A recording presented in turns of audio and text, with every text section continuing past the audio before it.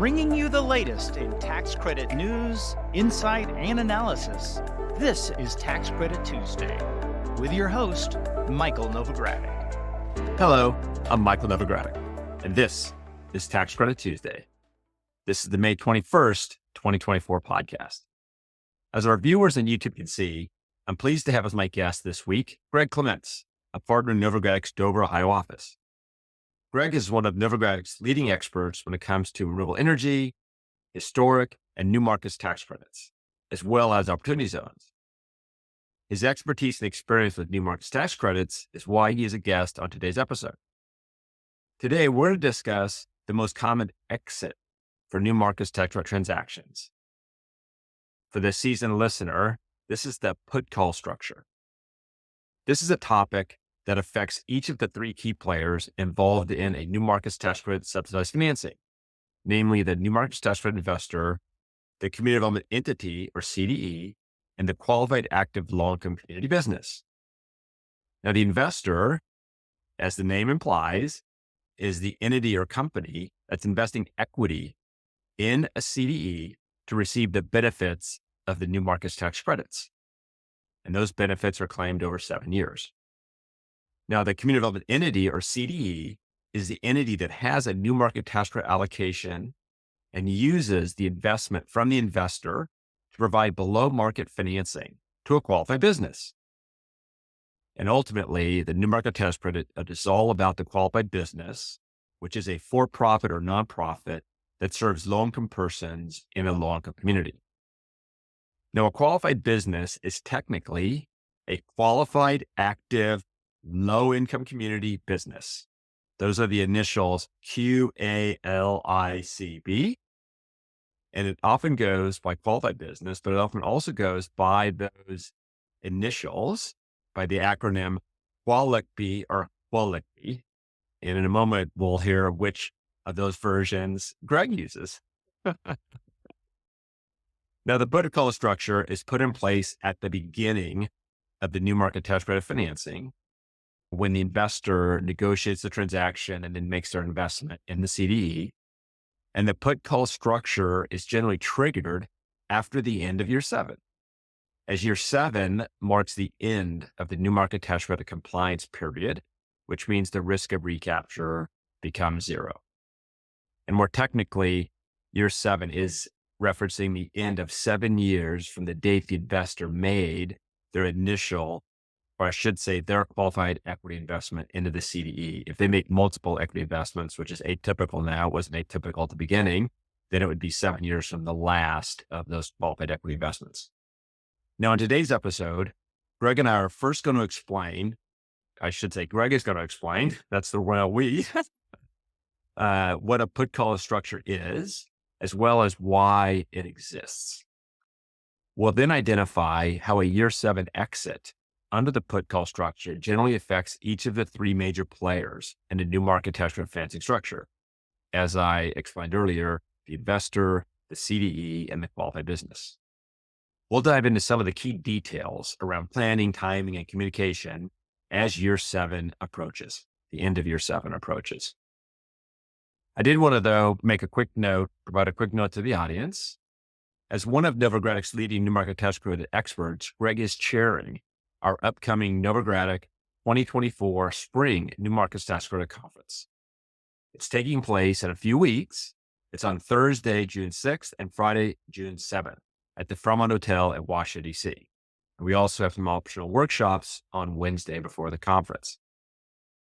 During that conference, we are hosting a panel specifically about year 7 exits, and our colleague, George Barlow, is moderating that panel. To learn more or to register for the conference or the workshops, please visit the Novogradac website at www.novoho.com or simply search Conference Novogradac New Markets Tax Credits. And I'm sure Google or Bing or one of the other search engines will take you there. We have a lot to discuss today. So if you're ready, let's get started. Greg, welcome back. It's your third appearance on Tax Credit Tuesday. Thanks, Mike. Happy to be here. So it's great to have you back on the podcast. But before we discuss today's topic, please take a moment to share with our listeners some information about some of the many services you provide to Novogradac clients. Sure. As you noted in your opening, I work in a lot of different areas, but specifically for the new market space, I work with QALICBs, CDEs, investors, and lenders. My team and I assist with structuring and forecasting projects before the QEI and QALICBs are closed, along with before closing, providing compliance reports for QALICB status and the qualification of prior incurred costs. After closing of the QEI, we work with CDEs and QALICBs to provide audit and tax services during the compliance period. In certain cases, our clients have us provide compliance services and reporting for both CDEs and QALICBs for the various tests that they have to take. Close to the end of the compliance period, we have assisted with QALICBs planning for their exit, mostly by providing memos and forecasts so the QALICBs and their affiliates can plan the consequences of the exit. And that latter service is what created the genesis for this podcast, talking about assisting clients as year 7 approaches with the exit. Now, as I mentioned in the intro, the 3 key players are the investor, the CD, and the qualified business. And they should be thinking about the exit before year 7 arrives. But before I go into too many detailed areas, I thought it was important that we start with the put call structure and what it is and why it exists. When I say the put call structure, I'm referring to the put agreement that the investor enters into with a qualified business or its affiliate, as well as a call agreement that the qualified business or their affiliate wants to have. So with that as background, if you could unpack that for the audience, that would be excellent. Great. A put call agreement is the most common exit in a leveraged new market tax credit transaction. It's what we normally see for leverage transactions.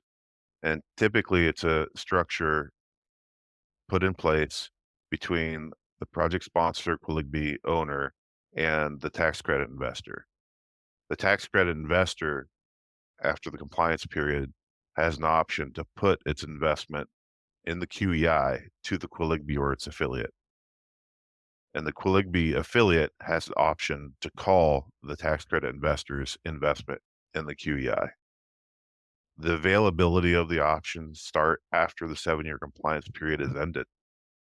And the put period is first. And normally is available for a window of time, 60, 90 days, something like that. And the put price is normally equal to the assumption of the leveraged loan and a payment in cash of a nominal amount. After the put period expires, the call period begins. The call price is typically fair market value of the tax credit investment or the QEI. What the put effectively allows is for the QALICB or its affiliate to purchase the A loan and the B loan. And because of the price, what it is, they're buying their own debt at a discount. And when a QALICB or a taxpayer buys its own debt at a discount, it creates a taxable event.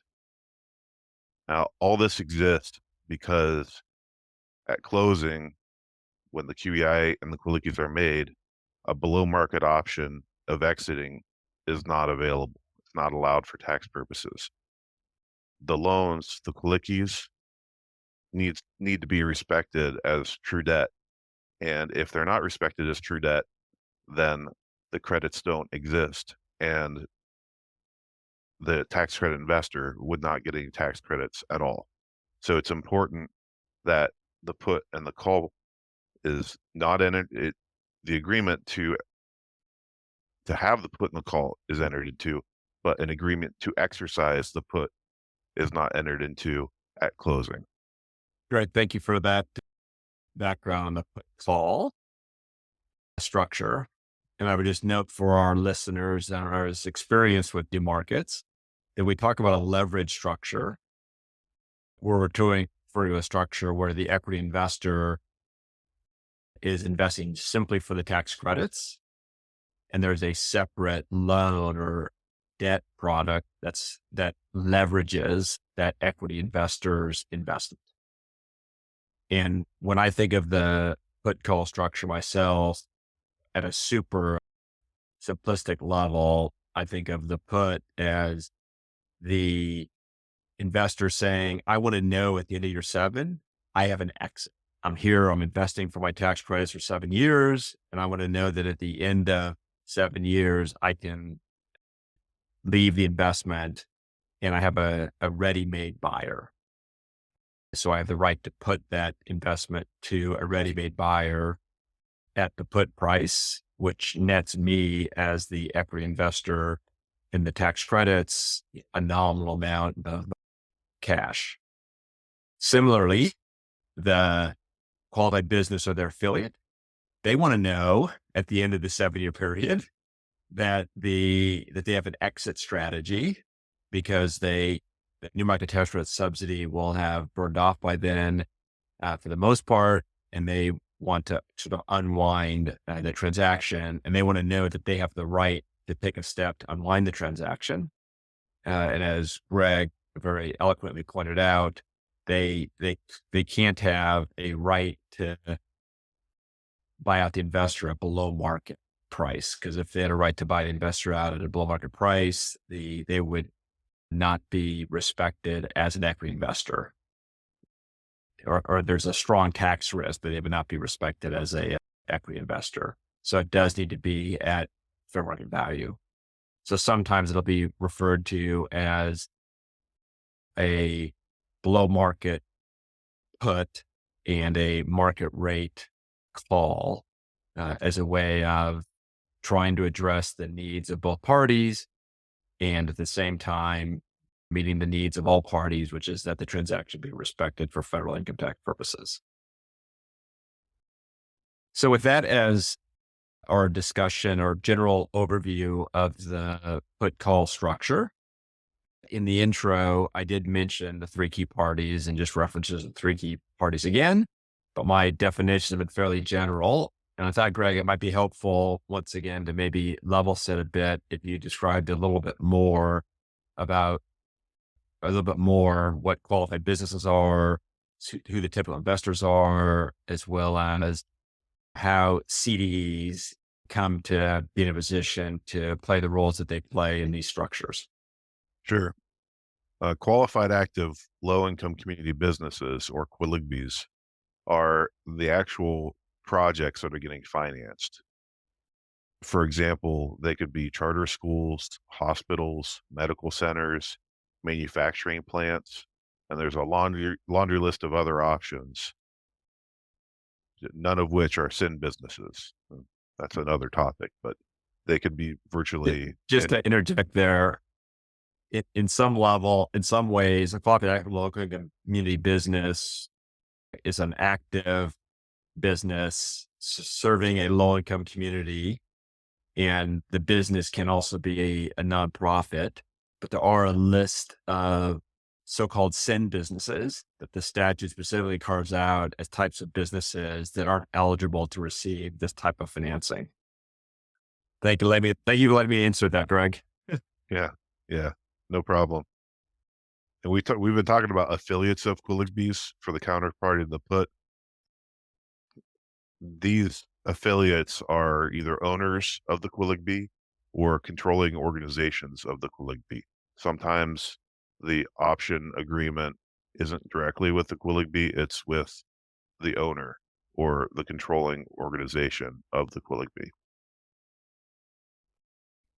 Mike talked about new market tax credit investors. Those are typically large financial institutions. There are some exceptions, but most of the time they are large financial institutions. And the last group is community development entities, or CDEs.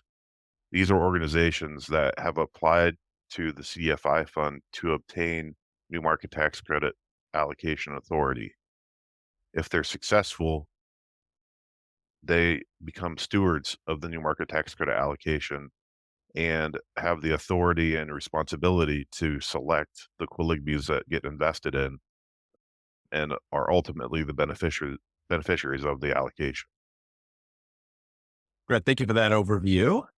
Now, when we're discussing puts and calls, maybe you could elaborate on who the holder of the put is and who the holder of the call is, or at least the rights under the put and the rights under the call. Sure. The put option may be exercised by the tax credit investor, and it forces the QALICB or its affiliate to purchase the tax credit investor's investment in the QEI or qualified equity investment. Like I said earlier, this option window is first in the order of the options and the price is below market. If the put is exercised, the call effectively disappears.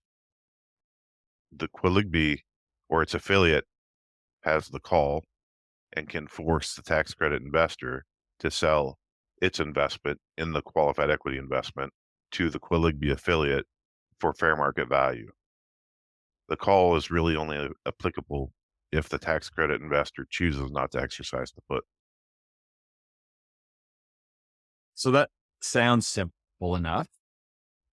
And when you're working with clients, and one of the reasons to be thinking about this in advance of execution, and this is something that realistically is thought about at the beginning when the forecasts are done. One of the reasons why a 7-year forecast is done for a new market tax credit transaction. There's a variety of reasons, but one is to model what the possible exits are, depending upon if the put or the call is exercised.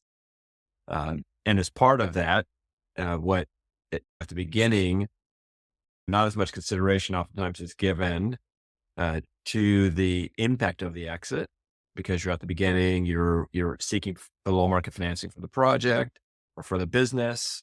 And the last thing you'd be concerned about are the results at the end.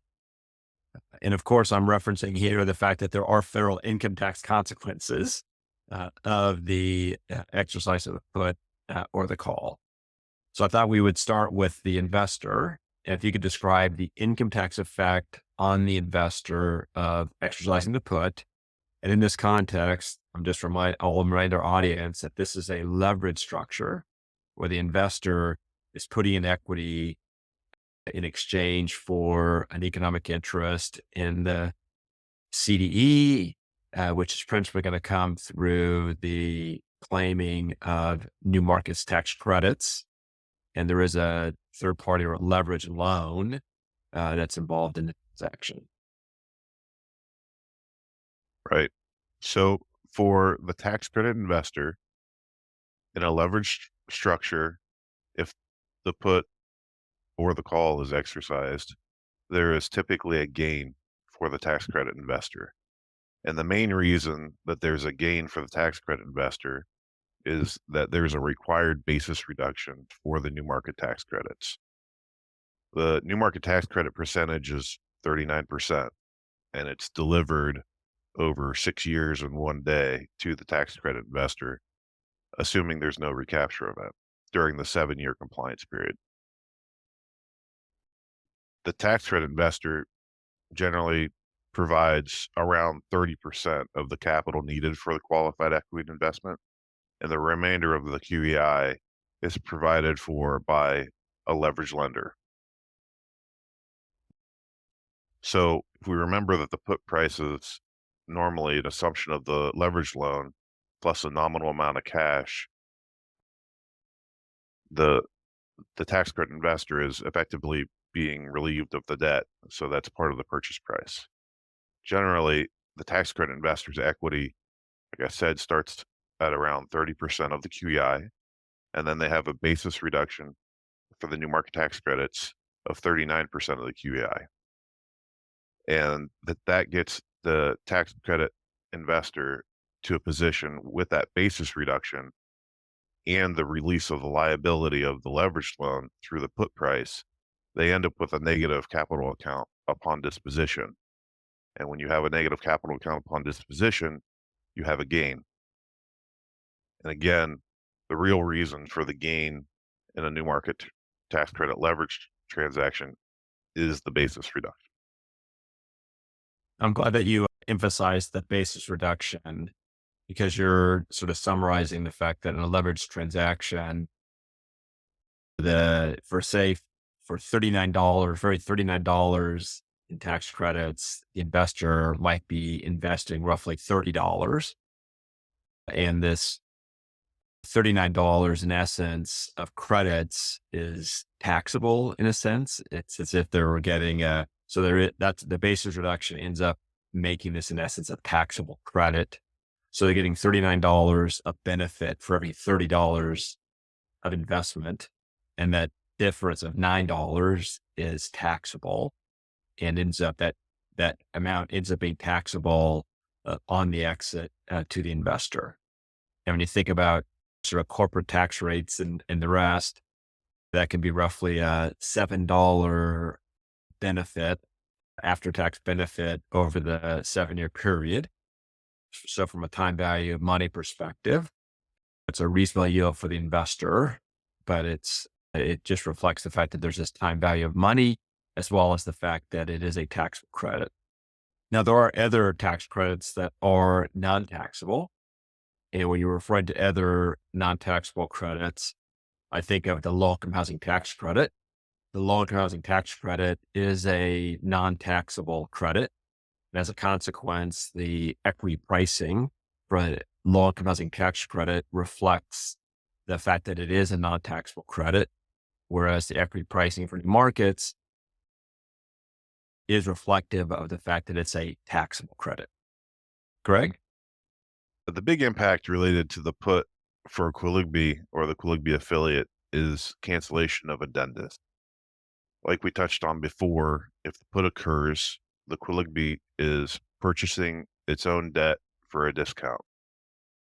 That creates a taxable event for them equal to the debt that is effectively forgiven. Generally, that's roughly equivalent to the B loan. That means the QALICB and their affiliates need to start planning early for this event because it's a non-cash taxable event. If we think about the order of things, the QALICB got the cash related to this future gain when the QALICs were lent to the QALICB borrower. And the QALICB used those funds to complete the project. So the cash went into the building, the manufacturing plant, whatever. So that cash isn't readily available to pay taxes. So not only should they be thinking about the potential tax liability, they should also be thinking about what steps they need to be taking to make sure that the put or the call is exercised. And so they need to be tracking that and understand that they may have responsibilities to give notice to the CDE, to the investor, because they don't want the put period and the call period to go by without notice, because those are specific windows of time. And depending on the way the put and the call agreement is drafted, like I said, the QALICB may be required to notify the investor that these windows are coming up or are happening. It's important for the QALICB to be familiar with the exit and all the possibilities and everybody's responsibilities for the exit so it can be executed without a hitch. So I think it's important that QALICBs start thinking about the exit a year or two before the end of the compliance period. And that may seem like a long time, but if you think about how long some construction periods can happen, you could have the QEI QALICI closing, and then sometimes it's a year, 18 months for the construction period. So you're 2 years into it almost. And then if you have to lease up if it's a building or a business that you have to lease up, you have a year, another 18 months for stabilization. You're already halfway through the compliance period. So it happens pretty quick. 7 years is not a long time. No, it is not. It gets you a lot faster than a lot of clients are expecting. And I will also note, this is a bit of a tangent, but when you made the reference to QALICBs, it reminded me of an article that I wrote probably 20 years ago or more, entitled The ABCs of CDEs, where I went through a number of various acronyms.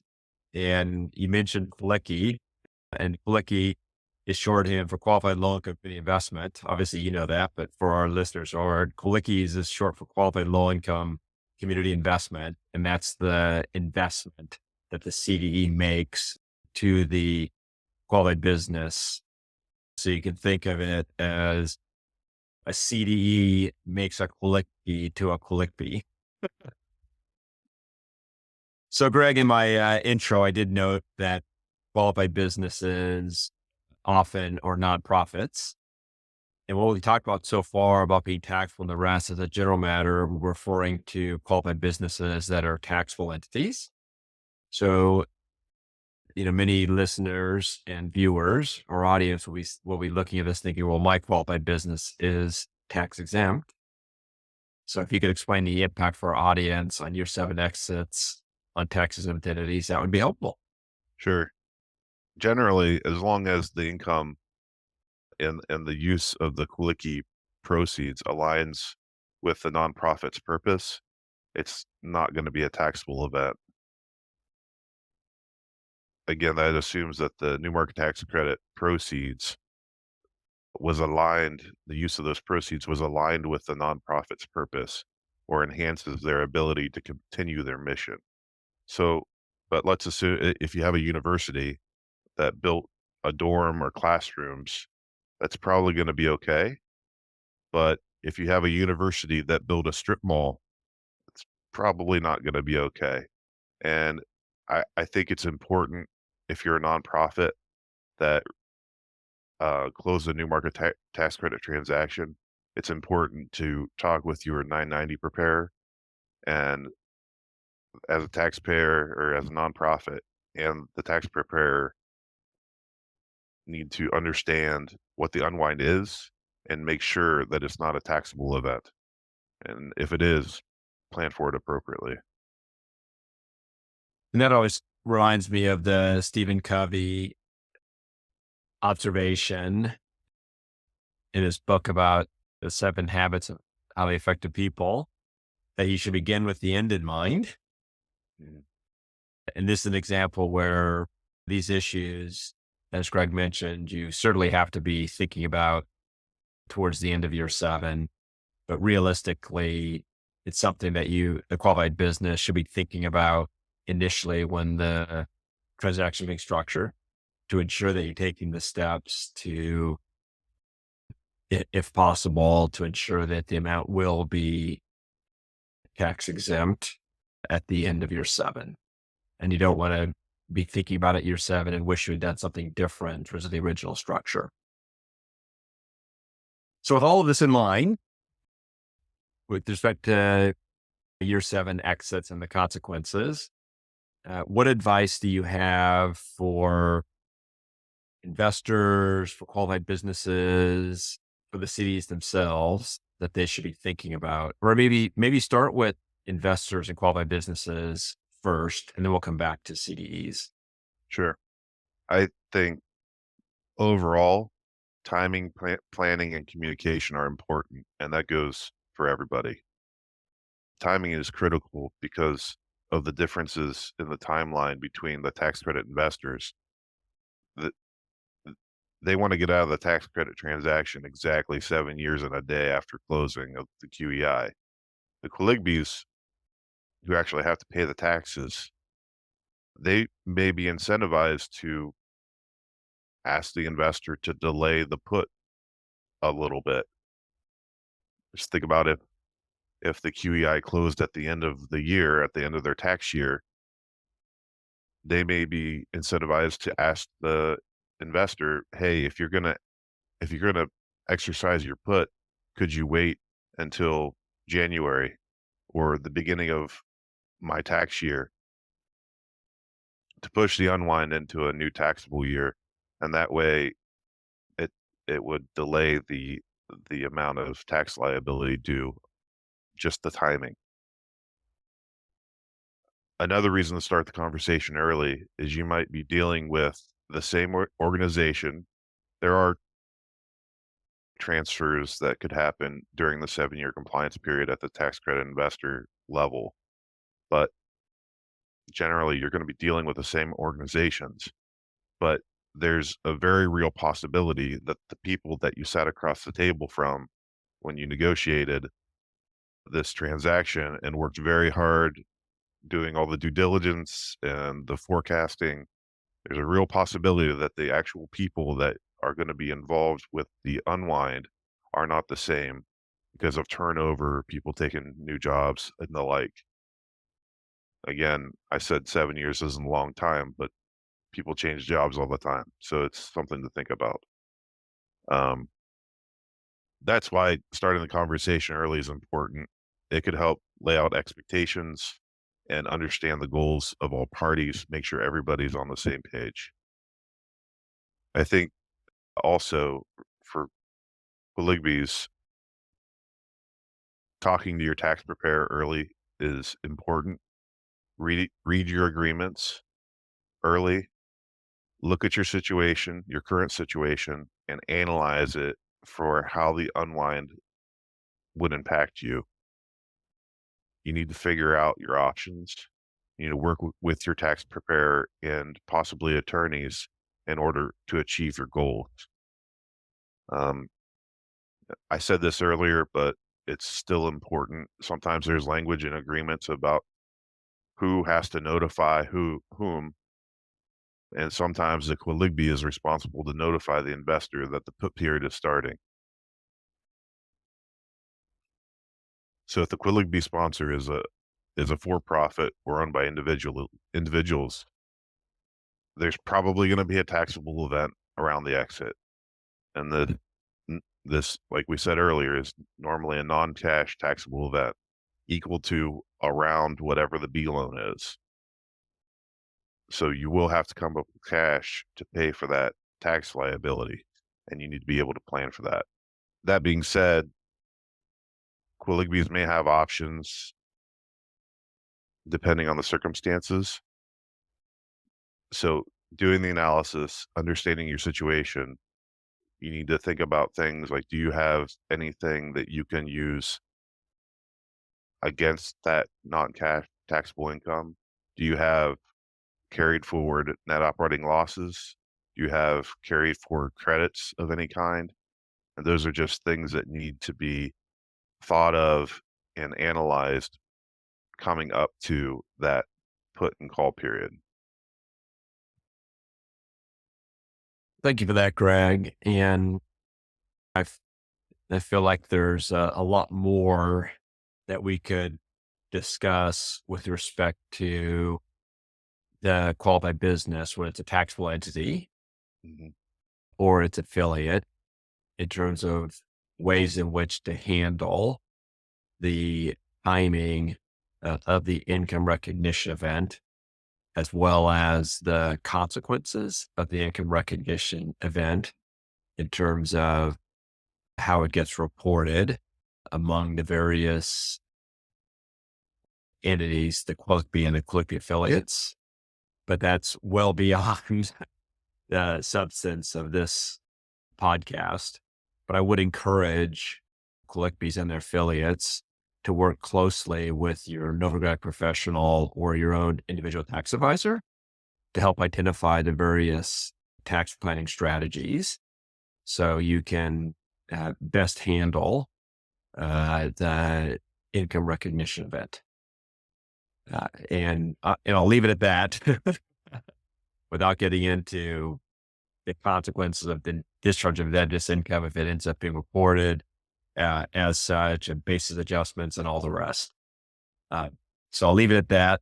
And like I said, do reach out to a Novogradac professional, your own tax advisor, to address some of the other structural options there. Now, one key player that we have mentioned a lot in the course of this discussion is community development entities. But in the context of the put call structure, we really emphasize the consequences, the income tax consequences on the investor, the income tax consequences and considerations for the, call it business or its affiliate. But there is the community development entity, which is at the center, at the heart of this transaction. What should CDEs be thinking about as your 7 approaches, Greg?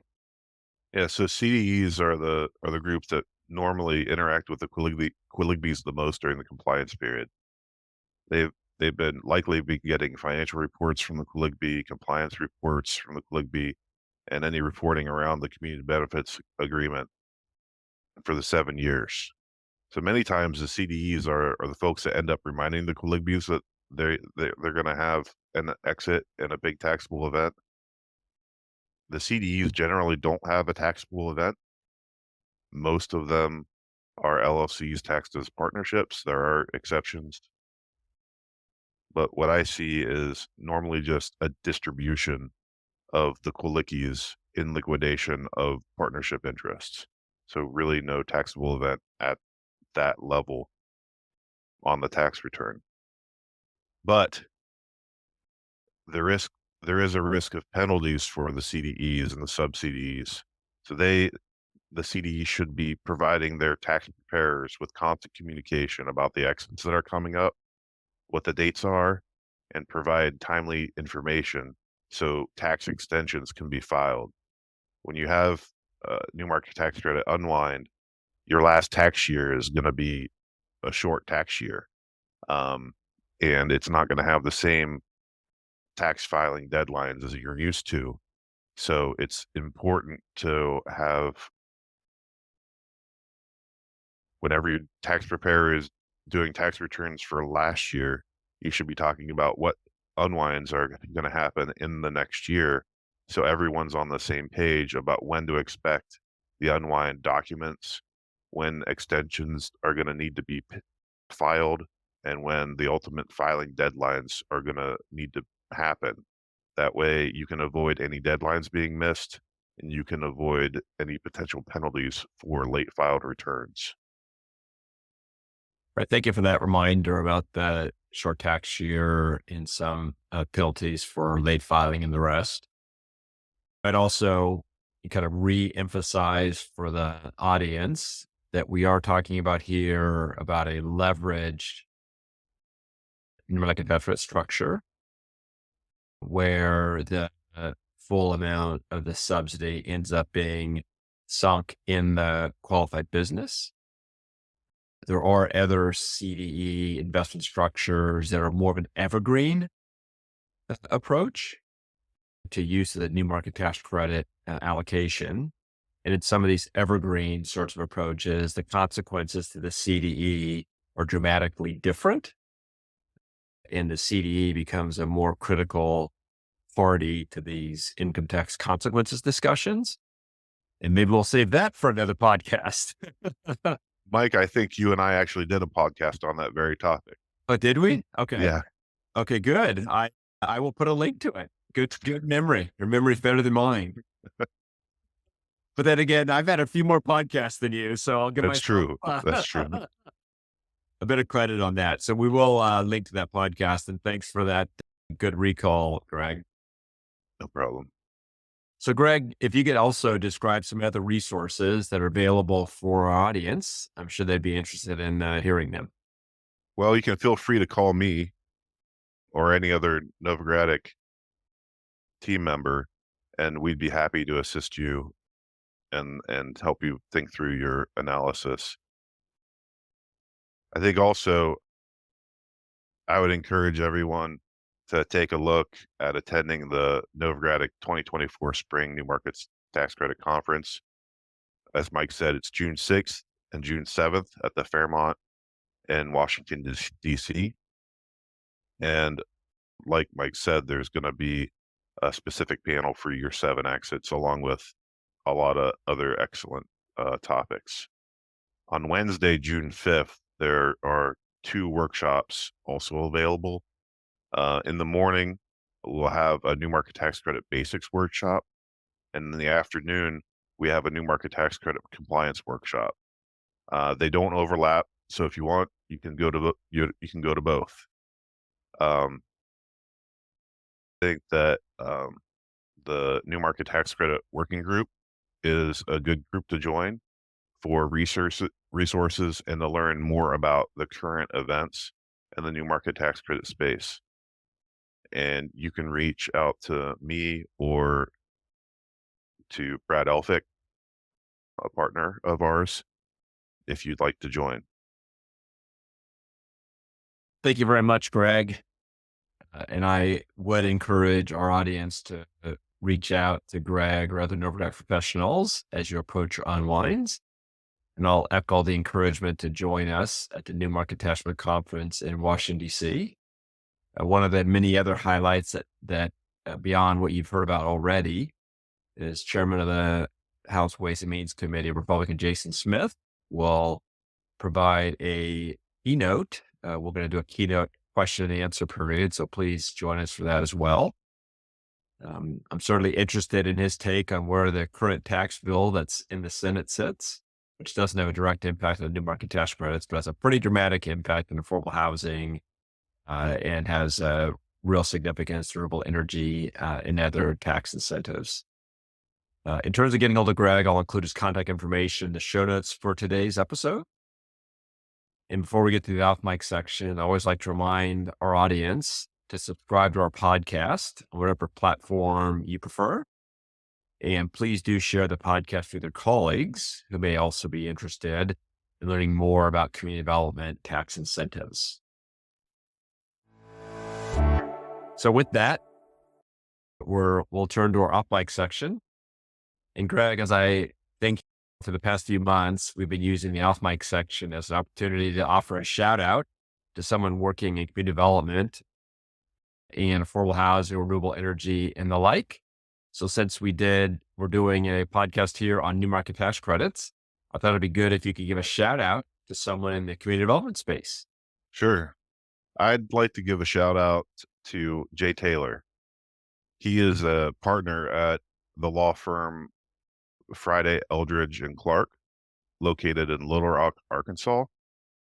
Jay's a tax credit and real estate attorney and has been a friend of mine for many years. In the tax credit space, he normally represents QALICBs or projects and also tax credit investors inside the new market space. He also practices in renewable energy. But yeah, that's who I would like to give a shout out to and highlight. Great. Thank you for that shout out. And Jay, let me give my shout out as well. I echo Greg Clements. Thanks for your efforts to advance the low-income communities and serve low-income families in low-income communities through the new market tax credits and all your assistance. And let me just say in closing, thank you, Greg. And to our listeners, I'm Mike Novogradac. Thanks for listening. This weekly podcast has been brought to you by Novogradac and Company, LLP. Archived podcasts are available online at www.novoco.com/podcast or by subscribing to the Tax Credit Tuesday podcast in iTunes, Spotify, YouTube, Google Podcasts, Stitcher, and Radio Public. You can find related links referenced in this podcast on our website at www.novoco.com/podcast. Novogradac and Company, LLP is a national certified public accounting and consulting firm with offices nationwide. Learn more about our professional services at www.novoco.com.